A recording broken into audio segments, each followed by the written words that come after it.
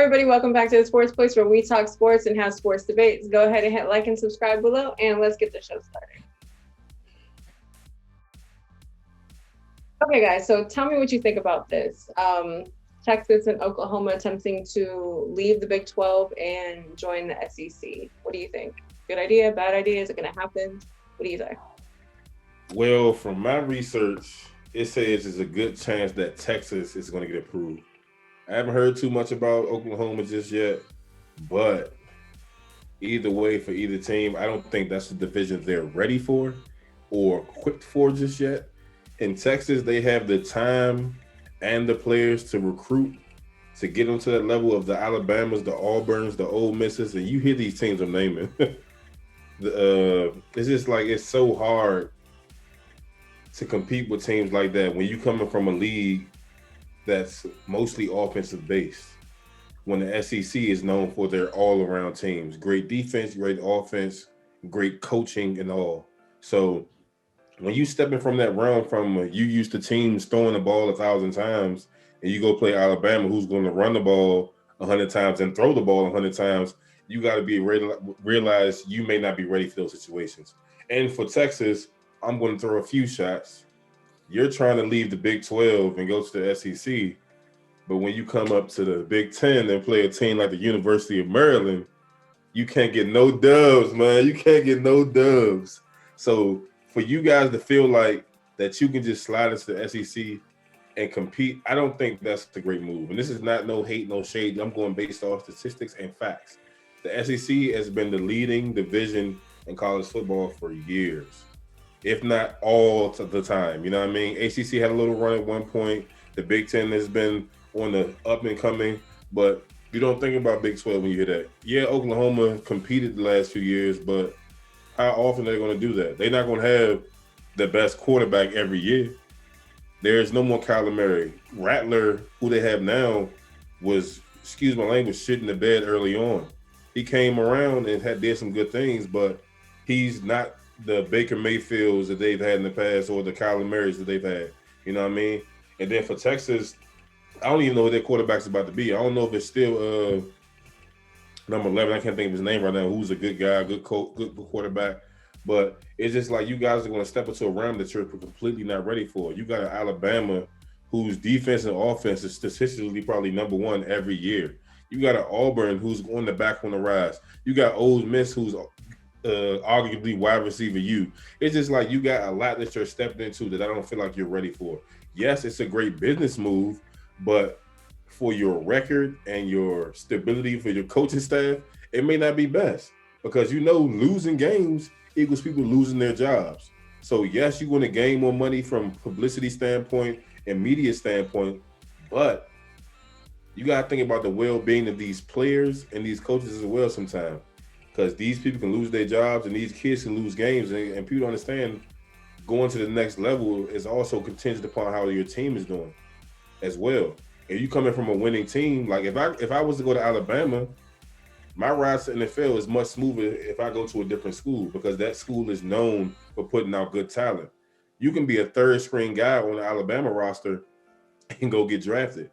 Whereas you could be a starter at the University of Maryland for 10 years, and I'm saying 10 because I'm over exaggerating, and still not be drafted because your team doesn't have that same amount of credibility.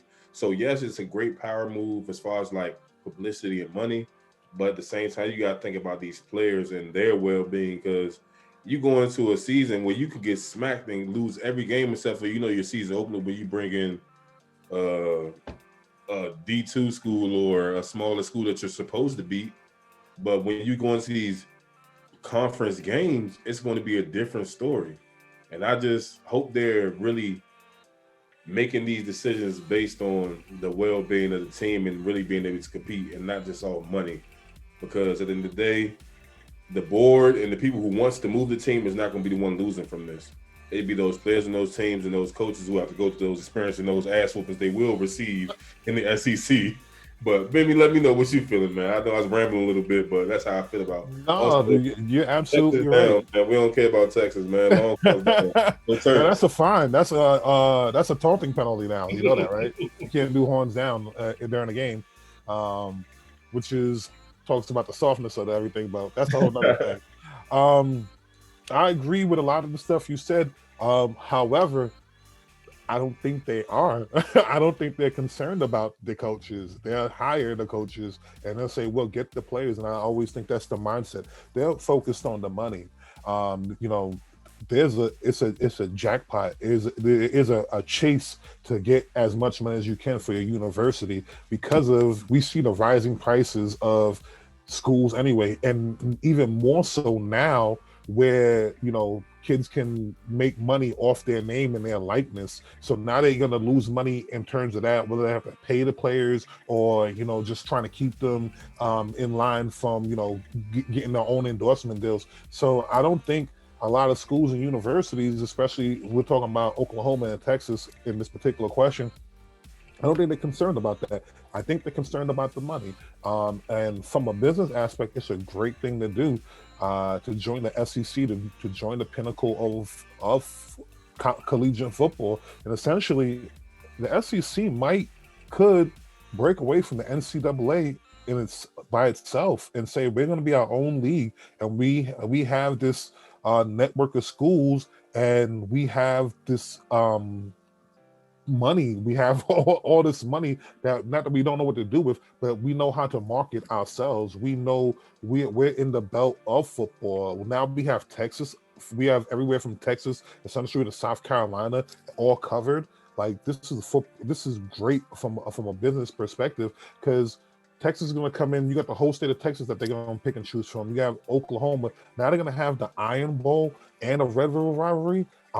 We saw Missouri come in from the Big 12 and they're getting smacked up, but they're coming along. And I think that's where most administration, most committees are like, well, we're not there now, but with the money, we'll get the resources and then we'll develop. And and unfortunately, you put a lot of people, you put the pressure on a lot of people that unwittingly when you do that, because everywhere from the coaching staff to the medical staff to the janitorial staff, everybody's affected by every decision that happens on that. So when you do start going into these games, Alabama, that you're not prepared for from a physical perspective because you just jump from Big 12 to SEC and you're getting whipped up on, and then you have your alumni base saying, we want wins, we want blase blah going, we want this guy going, we want this guy going, and you're getting all these phone calls from the alumni base, why are we losing? You have to either be able to ready to weather the storm and say,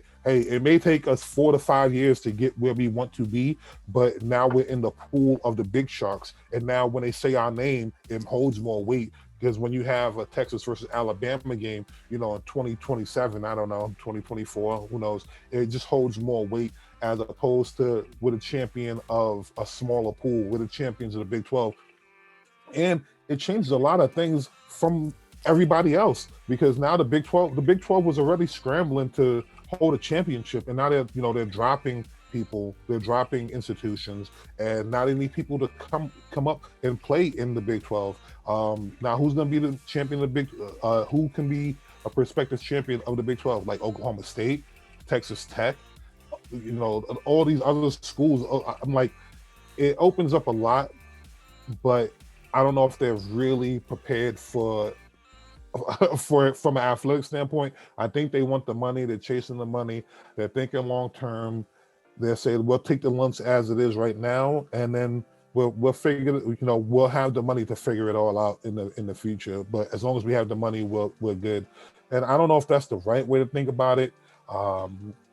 It's just a way to think about it. And hopefully, when they recruit the kids that they want, they'll win. I don't think they're gonna be like smacked. I think they'll be middle of the road. I look at Maryland. I always look at Maryland in this instance as when Maryland made the move, it hurt the football team, but it helped everybody else. Maryland crushes in soccer, lacrosse, basketball, gymnastics. When we had a track team, we was doing all good in there.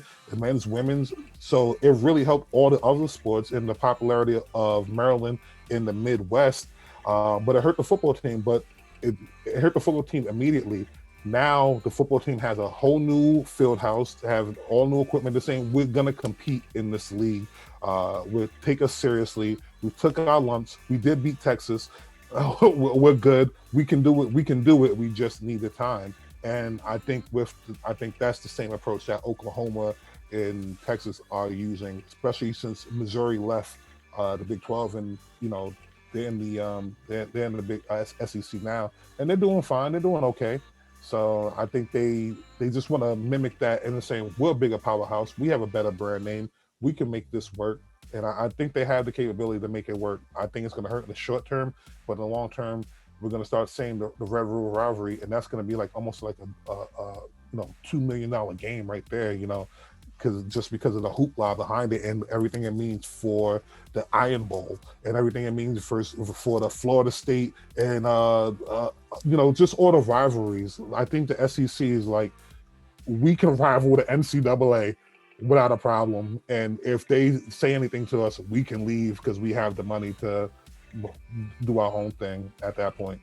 Most definitely, I definitely agree with you wholeheartedly there. But you guys, let us know what you're thinking about the SEC and these Texas team and Oklahoma trying to slide from the Big 12 and go there. So like, comment, subscribe.